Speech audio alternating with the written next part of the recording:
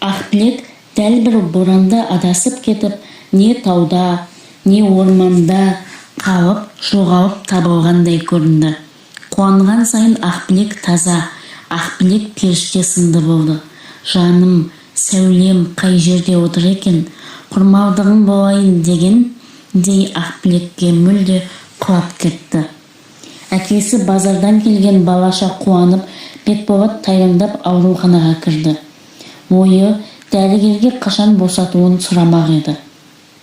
Ертеңінде жолыққанда Жаудыр тағы да Матайдың әбенін жамандап келіп, мен тағы да арыз бергелі отырмын.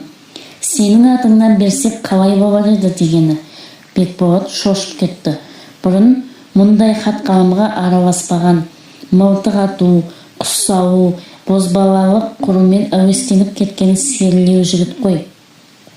Жаным, менің ретім келмес, мұндай жұмысқа мен өзім жоқ едім деп абдырап қалды.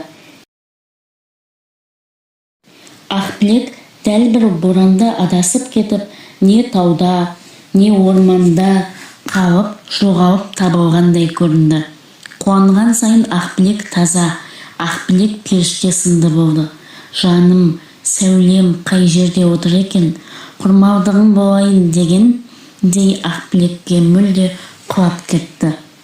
Әкесі базардан келген балаша қуанып, Бекболат тайраңдап ауруханаға кірді. Ойы дәрігерге қашан босатуын сұрамақ еді.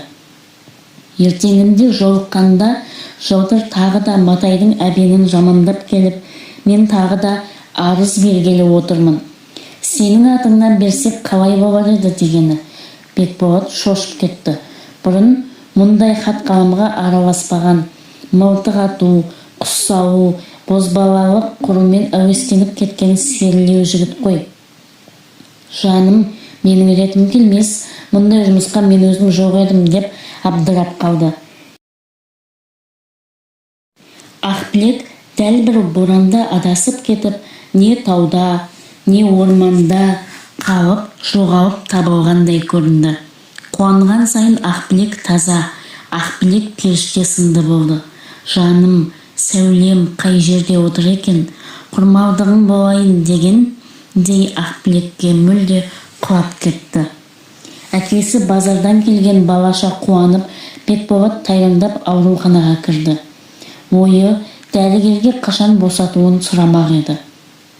Ертеңінде жолыққанда Жаудыр тағы да Матайдың әбенін жамандап келіп, мен тағы да арыз бергелі отырмын. Сенің атыңнан берсек қалай болар еді